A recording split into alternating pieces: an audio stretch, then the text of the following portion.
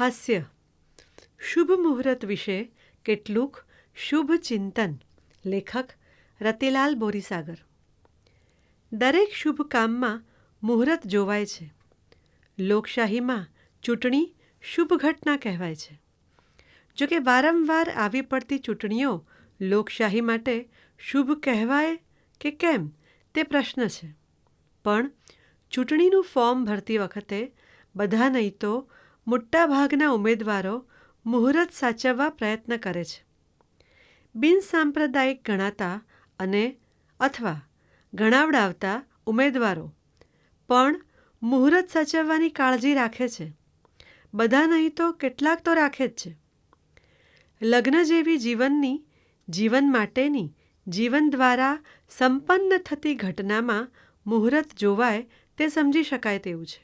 પણ ચૂંટણીમાં મુહૂર્ત સાચવવાની શી જરૂર? આવો પ્રશ્ન થઈ શકે. પણ આવો પ્રશ્ન અસ્થાને છે. ચૂંટણી લગ્નની જેમ જ જીવન માટેની જીવન દ્વારા સંપન્ન થતી ઘટના છે.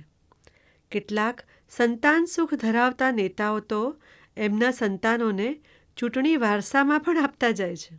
એટલે ચૂંટણી જેવી મહત્ત્વની ઘટનામાં મુહૂર્ત જોવામાં આવે એમાં કશું ખોટું નથી. લગ્ન અને ચૂંટણીમાં બીજું પણ એક સામ્ય છે. બંનેમાં લડવાનું આવે છે. અલબત્ત ચૂંટણીમાં ચૂંટણી પહેલાં ચૂંટાવા માટે લડવાનું હોય છે, ત્યારે લગ્નમાં લગ્ન બાદ લડવાનું હોય છે. લગ્નમાં તો ડગલે ને પગલે મુહૂર્ત જોવાનું હોય છે. શુકન જોઈ ઘોડે ચડો રે વરરાજા એવું એક લગ્ન ગીત છે.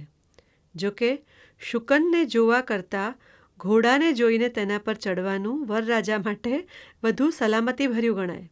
અમારા એક મિત્ર લગ્નમાં એકઠા થયેલા સાજન માજનને જોઈને વીરરસમાં આવી ગયા હતા. વરરાજાને લગ્નને માંડવે લઈ જવા માટે એક ઘોડાને શણગારીને લાવવામાં આવ્યો હતો. 3-4 જણની મદદથી સારા મુહૂર્તમાં અમારા વરરાજા મિત્રને ઘોડા પર ચડાવવામાં આવ્યા. ઢોલ નગારા, સાજન માજન, હાથમાં તલવાર ને માથે સાફો. વરરાજા મિત્ર ઉશ્કેરાયા. ઘોડાના પડખામાં બૂટની અણી જરા જોરથી અડાડી ને ઘોડો ઉશ્કેરાયો. એકદમ વૃક્ષ થઈ ગયો. વરરાજાનો તો સાફો નીચે પડી ગયો અને આંખો ઊંચે ચડી ગઈ. ઘોડાવાળાએ સમયસર ઘોડાને ઝાલી લીધો ન હોત તો વરરાજાનો ભૂમિપાત નિશ્ચિત હતો. વરરાજા પડ્યા તો નહીં, પણ એમનું બ્લડ પ્રેશર લો થઈ ગયું. શુકન જોઈ ઘોડે ચડેલા વરરાજા લગ્નના માંડવે પહોંચ્યા તો ખરા, પણ હોસ્પિટલે થઈને પહોંચ્યા. લગ્નમાં હસ્તમેળાપના સમયમાં એટલે કે હસ્તમેળાપનો સમય નક્કી કરવામાં મુહૂર્ત સાચવવાનો સંનિષ્ઠ પ્રયત્ન થાય છે.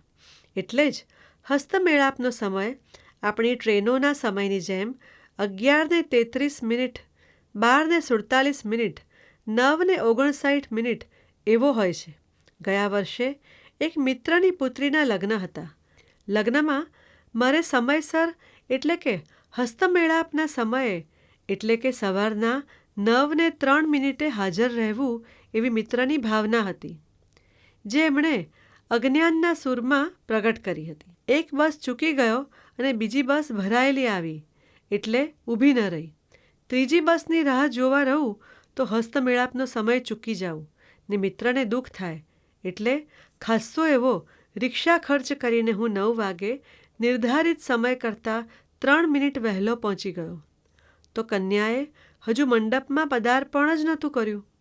એ પછી મોડા આવેલા વ્યવહારદક્ષ મિત્રોએ સમજાવ્યું કે હસ્તમેળાપો ભાગ્યે જ સમયસર થતા હોય છે. ત્યારથી હસ્તમેળાપ માટે વરકન્યાને, ખાસ કરીને વરને ભલે ઉતાવળ હોય, પણ આપણે પહોંચવામાં ઉતાવળ ન કરવી એવું મેં નક્કી કર્યું છે. અમારા એક મિત્રના લગ્ન વર્ષો પહેલાં કાળ ચોઘડિયામાં થયા હતા. લગ્ન તો સારા મુહૂર્તમાં જ રાખ્યું હતું, પણ ટ્રેન એટલી બધી મોડી પહોંચી કે શુભ ચોઘડિયા જતા રહ્યા. સારા ચોઘડિયાની રાહ જુઓ તો પાછી ફરતી ટ્રેનમાં જાન પાછી વળી ન શકે. અલબત્ત ટ્રેન સમયસર હોય તો. અને જાનને 24 કલાક વધારે રોકાવું પડે, જે એકેય પક્ષને ફાવે એવું ન હતું.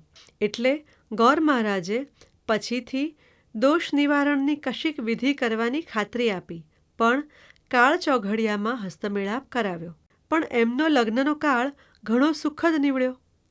કાળ ચોઘડિયામાં લગ્ન કરવા છતાં પોતે સુખી થયા એ અંગેનું મિત્રનું આશ્ચર્ય હજુ શમ્યું નથી.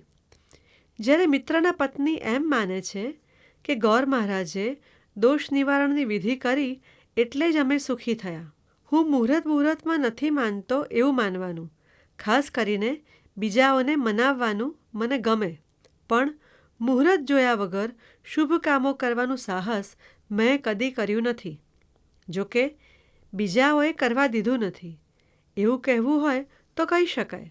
પણ ધારો કે બધા મને કોઈ શુભ કામ ખરાબ ચોઘડિયામાં કરવાની રજા આપે તો હું કરું જ એવું ખાતરીપૂર્વક કહી શકતો નથી.